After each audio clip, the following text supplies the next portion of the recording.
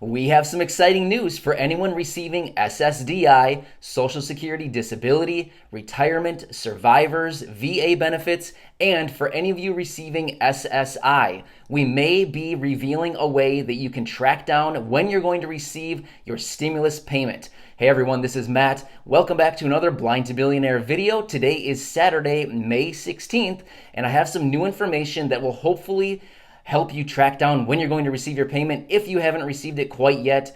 So I'm excited to share this information with you, and I'm here with my wife, Corey. Hi. And we'll get right into it. So I just want to say, this morning I received an email from a guy here on the channel, Randall. Huge shout out to you. And we were emailing back and forth, and he said, I finally got the Get My Payment tool on the IRS website to work after 6 weeks of the payment, or the Get My Payment tool not working. So we were emailing, and I said, hey, can I give you a call? I want to talk to you about this so I can get some information. So he gave me his phone number, and I called him, and we talked for, 7-8 minutes, something like that. And he gave some really good information that, honestly, I don't think anybody else has tried this that I've known about. So I thought this is great information that I want to share with you, because I have so many people leaving comments down below saying, I receive SSDI, I receive Social Security retirement, I get survivors or VA benefits or SSI, and the Get My Payment tool doesn't work.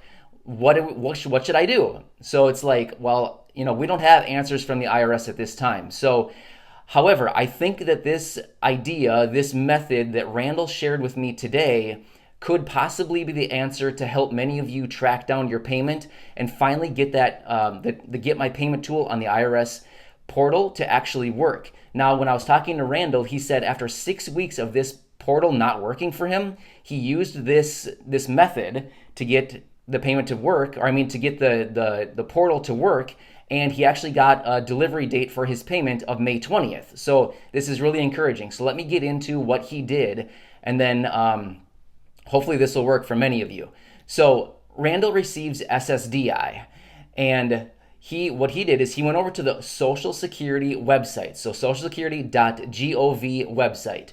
Go to that website. Now again, I just want to make it clear, I'm not advising you on what to do. I'm just sharing you what Randall did, and then you can, if you want, you can choose to follow these steps and see if it works for you. Otherwise, you can just continue waiting. I don't know. But anyway, I'll tell you. Basically, we know it worked for somebody. We know it worked for somebody, and somebody it worked for who hadn't been able to get in. And I have read something similar to what he did about something else, and it's worked for people. So I feel good about this. Yeah. So I'm going to share with you exactly what Randall did, and I would say if you want, try it out, and hopefully it works for you.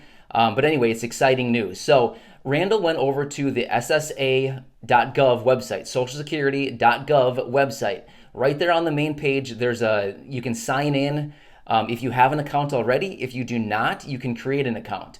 Now, what you're going to need for that is you'll need like your name, your birth date, your social, your address, stuff like that. But anyway, get into your account. So if you don't have an account, you could create an account if you want. But once you get in there, I believe he said he clicked on something like payments or details or something like that. But once you're in your account, go into the details where you can see your personal information. Now, the reason that's important is because you want to look at exactly the name and the address that they have written out for you. So let's say you live on 123 Fake Street in fake address or fake city, Florida. Okay? So what you want to do is you want to track down and write whatever exactly as they have it written in their system on the Social Security website.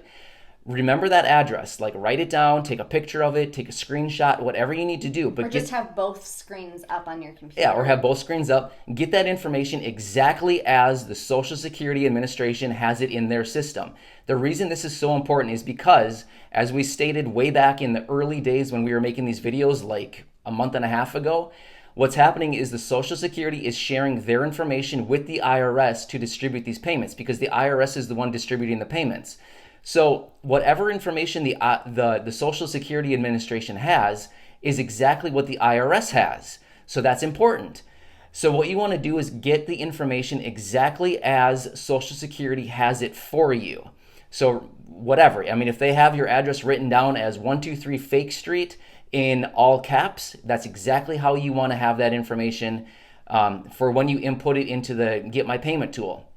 So once you have all of that information, your name, your address, everything off of the Social Security website, head over to the irs.gov website and go to the Get My Payment tool. Now, when it asks you for your personal information there, input the information exactly as you saw it on the SSA website, the Social Security website, exactly as you saw it. Whether it's all caps, enter it as all caps.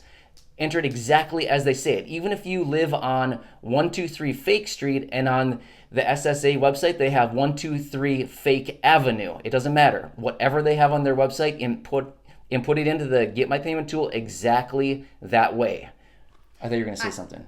No, I agree. So whether it says Fake Street North and you never write North, write North. It doesn't matter. If it Put says it in. Street ST and you usually write out the word street. If they write out the word street and you always usually do the abbreviation ST. If just street is capitalized. If it says, so like, sometimes when you live in a city, it might be like, you might live in a specific city and then the bigger surrounding city is what kind of populates sometimes in the city section. Right. Use whatever they have. So if they have the bigger city, use the bigger city, even though you technically live in the littler city, if that makes sense. I think a lot of people actually have that situation. Or if maybe you live in an apartment or a townhouse and you have a unit number and maybe you usually write unit 1, but technically they have apartment 1 or APT.1. Those are all examples of things like nuances that maybe they have, or maybe the zip code for you is 12345 dash 1234 and you never use that dash extra part. I mean, those are all examples of things, because you might be like, well, I know my address. It's like, you do, but they might do it weird, and that's okay, because you want to find out when you're going to get your money from the IRS.gov portal. And I've read this before on for people who don't have SSA can go to like UPS and type in their address and find out how they put their address in and then put it in the portal, because that's like the official way. Right. If that makes sense. So I just wanted to pipe in there, because there's so many things that you might think, well, that's not going to work for me. It's like, well, it may not, but I think it's worth a shot. Yeah. And another thing too, like Corey was saying, if you think your address is 123 Fake Street, if that's how you always write it, but they have 123 Fake Avenue or whatever. Yeah, 123 Fake Avenue North. Exactly as they have it, because that's the records they have to track you down. So it doesn't matter what you think your address is. I mean, it matters because that's what you write. But in this situation, you need to write exactly what they have, because that's what they have on record for you. And that's why you're getting paid into your Direct Express account or into the direct deposit that you put in. Now, that's why when it says, I'm sorry to interrupt, but when they say you don't need to do anything to get this payment. Yeah. It's because SSA gave that information to the IRS. It's a good thing. It's a good thing because it means you didn't have to do anything, because they already know how to send you money, because they've been sending you money every month. Right. And now, like Corey was saying, the bigger city, let me give you an example on that. Let's say you live near Chicago. Just an example. So Chicago is the bigger city, but you live in the suburbs of Chicago. Let's say you technically live in Springfield, Illinois. I think there's a Springfield in every state, actually. That's why I said Springfield. So let's say you live, I don't even know where that is in Illinois, but I'm just saying, let's say Springfield is a suburb of Chicago, and your address comes up on SSA as Chicago, but really you live in technically Springfield. I'm just saying, if they have it as Chicago, write it as Chicago. Doesn't matter. Yep. So anyway, one other thing I wanted to point out, Randall pointed this out, and I think this is really good too. A lot of times in these systems, when you input your information, sometimes it'll auto-populate. If you let it auto-populate, that's probably not a good thing. What he was recommending that you need to do is, let's just say there's one letter at the end. Let's say it auto-populates 123 Fake Street, street being ST. What he was saying is basically delete the T and then re-enter the T at the end, on street, ST. And the reason for that is when it auto-populates, sometimes it kind of messes up the system. I think that's what he was saying. But anyway, kind of mess around with that. And he was saying something about the text turning blue or something. I don't know. But I mean, I'm blind, so I don't really see any of that stuff anyway. But play around with it. And I think you'll get what I'm saying when you see it actually happen on your screen. But just recognize sometimes when it auto-populates, that's not necessarily like the best thing ever because it might not auto-populate perfectly. So I think this is really helpful though, because the this deal is if we don't know when you're going to get your payment, Yeah. but the IRS, they may. And so if you check the Get My Payment portal using this new way to do it, you may get your date. Even if it's in 3 weeks from now, you know what? That would be sad, but at least you've got a date. At least you know that you haven't like slipped through the cracks. So I feel like this is super helpful information. I'm excited. Yeah, and like I said with Randall, he's been trying the Get My Payment tool on the IRS website for the last 6 weeks. Nothing was working. He would try it, nothing. And all of a sudden he tried this strategy, boom, it worked, and he got a payment date of May 20th. So that's this coming Wednesday. Now, I want to mention a couple other things. I know Corey wants to say something, but I'm going to keep talking, and I'm not going to let her talk. I got the floor. Get off of me.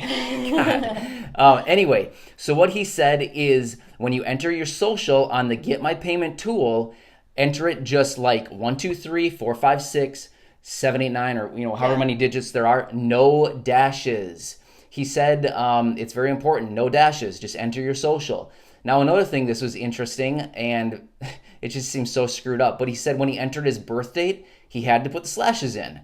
So it's like, it doesn't make any sense, but this is just, I'm just sharing with you what worked for him. No dashes in the social, but slashes in the birth date. So again, maybe play around with it. Be careful how many times you try, because I believe from what people were saying, if you try it maybe 5 times, you get locked out. So just kind of be careful. Use your bullets very wisely when you try logging into this site, but try these strategies and hopefully you can get a payment date. Now again, I know on the Get My Payment tool, it says that it doesn't work for some groups of people like SSDI, VA, whatever it says on there. Don't worry about that. The reason I say don't worry about it, I've literally had comments from every group of people who it should work for, it shouldn't work for, and everybody, I mean, there's groups of people that say it doesn't work for me. There's groups of people that say it worked for me. So just seriously, the website's all messed up. Just try it.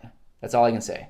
Yeah, give it a shot. And what I would recommend too, and I know this is like trusted personal information that you're putting in, but if you have somebody in your household who you trust to go through it with you, sometimes it's nice to have 2 sets of eyes on the information so that you both are seeing the same information being put back and forth.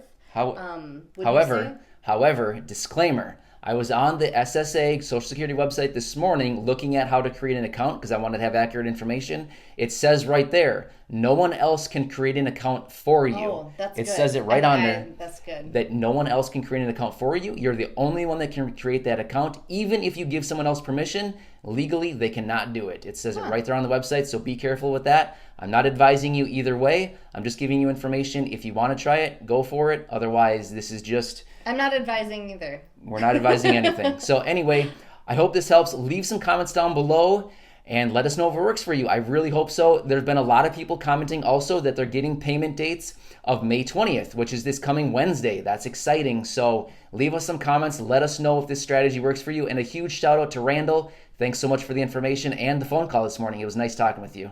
Thank you. That it? Bye. All right. Have a great weekend, everybody. Please give us some good information. I'm really excited for you.